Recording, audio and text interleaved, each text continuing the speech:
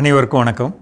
இன்றைய பதிவில் நம்ம பார்க்க போகிற விஷயம் என்னென்னா, இப்போ நம்ம தமிழ்நாட்டில் நம்ம பார்த்துட்டு இருக்கக்கூடிய பருவநிலை மாற்றம். இந்த பருவநிலை மாற்றம் அப்படிங்கிறத ஒவ்வொருத்தரும் இப்போ நம்ம இந்த பதிவை பார்க்குற கடலோரத்தில் இருக்கவங்க, நடு தமிழ்நாட்டில் இருக்கவங்க, மலைப்பகுதியில் இருக்கவங்க ஒவ்வொருத்தரும் ஒவ்வொரு விதமாக அதோடைய தாக்கத்தை நம்ம அனுபவிச்சுக்கிட்டு இருக்கோம். இது பல காலமாக சொன்னாங்க. இன்னும் சொல்லப்போனால் 1997 இதே மாதிரி ஒரு நிலை இருந்ததுங்க. 2013, 15 அந்த காலத்தில் இந்த நிலை இருந்தது. திருப்பியும் இந்த நிலை இப்போ வந்திருக்க நிலை இருக்குங்க. இது என்ன அப்படின்னு பார்த்தோம்னா, பசிபிக் பெருங்கடல், நம்மளுடைய இந்திய பெருங்கடல் மாதிரி பசிபிக் பெருங்கடல், அதன் மேலே இருக்கக்கூடிய வெப்பநிலை ஒரு 2 டிகிரி கூடுனது. அப்படி கூடுனா என்னாகும்? ஏன்னா அது ஒரு பெரிய கடல். பெரிய கடலோட மேலே இருக்கக்கூடிய தண்ணீர் 2 டிகிரி கூடும்போது அங்கேருந்து தாங்க நம்ம தமிழ்நாட்டுக்கு வர வேண்டிய அல்லது இந்தியாவுக்கு வர வேண்டிய மேகங்கள் அல்லது காற்று அங்கேருந்து தான் உருவாகணும். உருவாகிறது அப்படிங்கிறது என்னென்னா, ஒரு குளுமையாக இருக்குது, ஒரு வெப்பமாக இருக்குது. வெப்பமாக இருக்கிற இடத்த நோக்கி குளிர்ந்த காற்று போகும். வெப்பமாக இருக்கிற இடத்த நோக்கி குளிர்ந்த காற்று போகும். இப்போ உதாரணத்துக்கு நமக்கு இந்த கோடை காலத்தில் அளவுக்கு அதிகமான வெப்பம் இருந்தது. அப்போ என்ன நடந்திருக்கணும் அப்படின்னா, இந்த வெப்பத்தோட சித்திரை 1க்கு அப்புறம் வெப்பத்தோட தாக்கத்தை சரி பண்ண, அந்த இடத்துல இருக்கக்கூடிய சூட்டை சரி பண்ண ஒரு இடத்துலேருந்து குளிர்ந்த காற்று வரும். அதான் நமக்கு கோடை மழை பெய்யும். ஆனால் இந்த வருஷம் பெய்யலை. ஏன்னா அந்த காற்று உருவாகலை. இதுதான் நம்மளுடைய கோடை காலத்தோட நிலைமை. இது எப்படி இருக்கும்? பொதுவாக நமக்கு முதல் கோடை அப்படிங்கிறது ஏப்ரல், மே, ஜூனுங்க. ஜூலையில் மழை பெய்யுங்க. அடுத்து ஆகஸ்ட், செப்டம்பர், அக்டோபர், இது 2ஆம் கோடை அப்படிம்பாங்க. 2ஆம் கோடை.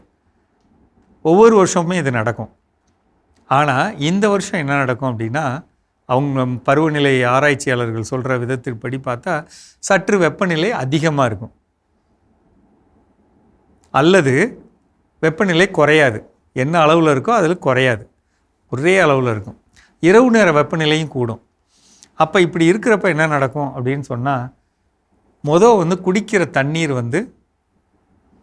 பூமிக்குள்ளே இருக்கக்கூடிய நீர் தாங்கிகளில் குறைய வாய்ப்பு இருக்குது. பூமிக்குள்ளே நம்ம ஊற்றுன்னு சொல்கிறோம் இல்லைங்களா, அந்த ஊற்றில் தான் தண்ணி இருக்கும்.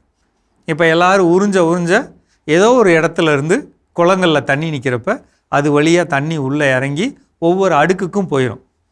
அப்போ அந்த ஒவ்வொரு அடுக்குக்கும் போகிறப்ப ஒரு பக்கம் எடுத்தாலும் ஒரு பக்கம் வரும்.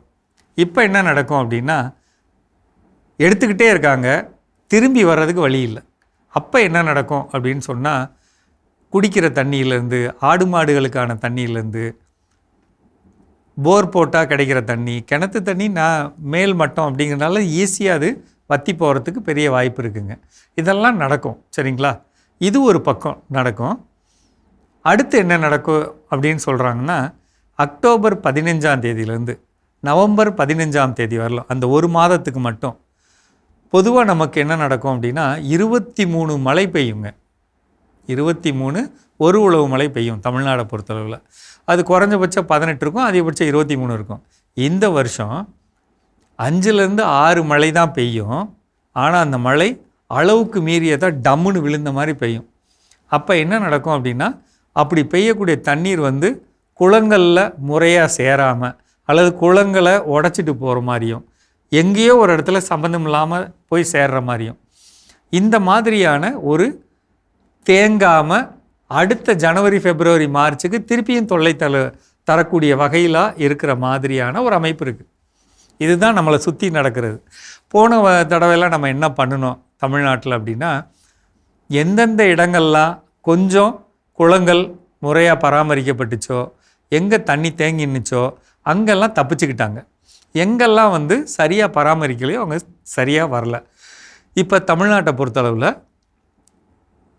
அதிகமான வேளாண்மையை பொறுத்தளவில் அதிகமாக மழை பெஞ்சால் என்ன நடக்கும் அப்படின்னா, இவ்வளவு காலம் நம்ம மண்ணில் தேக்கி வச்ச சத்து, அது கெமிக்கலாக இருந்தாலும் சரி, இயற்கையாக இருந்தாலும் சரி, அந்த தேக்கி வச்ச சத்து, பொடி, மண் இதெல்லாம் அடிச்சுட்டு நம்ம ஆற்றுக்கு போக பெரிய வாய்ப்பு இருக்குது. அப்போ நிலம் திருப்பியும் வளம் இல்லாததாக மாறும். திருப்பி நம்ம அதிக செலவழித்து வளம் அதிகப்படுத்துகிற மாதிரியான செயல்பாடுகளை செய்கிற மாதிரி வரும். இதை எப்படி சரி பண்ணலாம் அதை தான் அடுத்து பார்க்கலாங்க. மீண்டும் சந்திப்போம்.